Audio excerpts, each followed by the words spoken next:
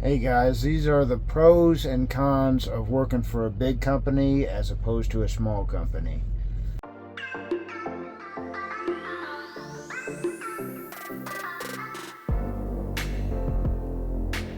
Hey guys, these are the pros and cons of working for a big company as opposed to a small company. Now let's just get right into it. One of the biggest differences is the ease of being able to find the job and be hired onto the job. Big companies are constantly hiring.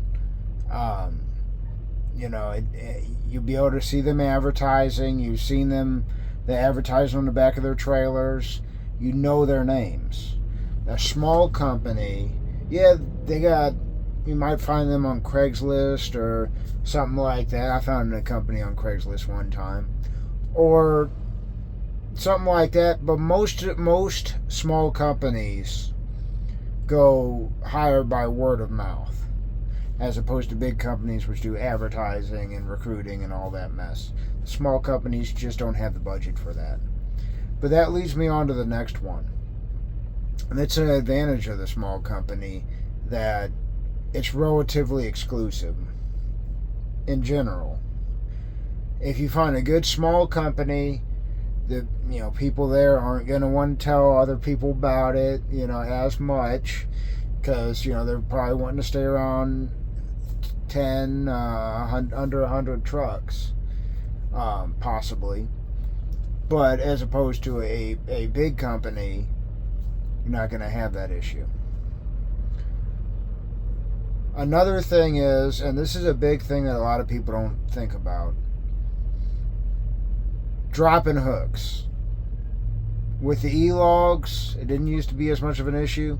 But with the e-logs and having, your time be very critical, a big company is going to do a lot of dropping hooks.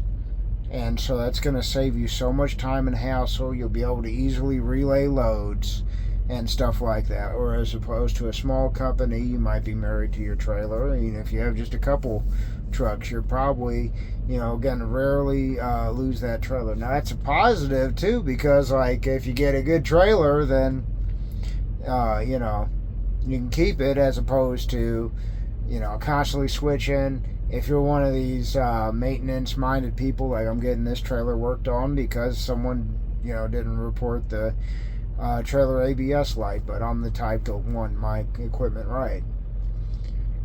But speaking of maintenance, that goes on to the next one. Okay.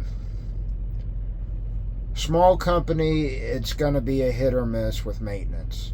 Some small companies are amazing with maintenance. They don't want to skimp at all. Some, they do not care. And the other thing too is they don't have the tire accounts. They don't have, the fuel discounts. All this stuff really adds up.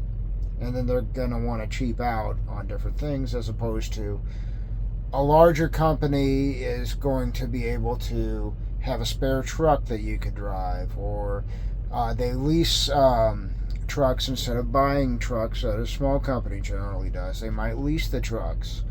A small company might want to hold on to the trucks for 1,000,000 miles. Generally, big companies, they get rid of them within 300, 500,000 miles. So that's another thing. Maintenance, I would probably give it to a bigger company.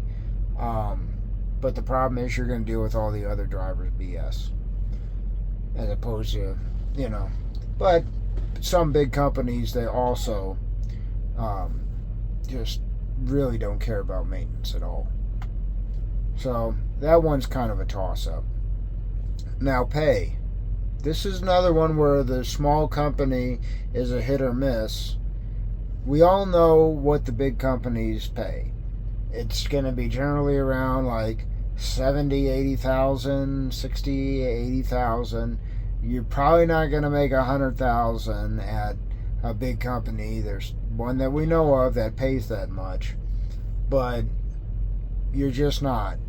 So, you might get an extra week vacation. You might get, this one might be better with detention, but generally they all pay the same. Whereas a small company, it's a lot more flexible. They're going to reward their good drivers, and they're going to not reward their bad drivers, or if you could find a great small company and a horrible small company, and with a big company, you know what you're going to get either way.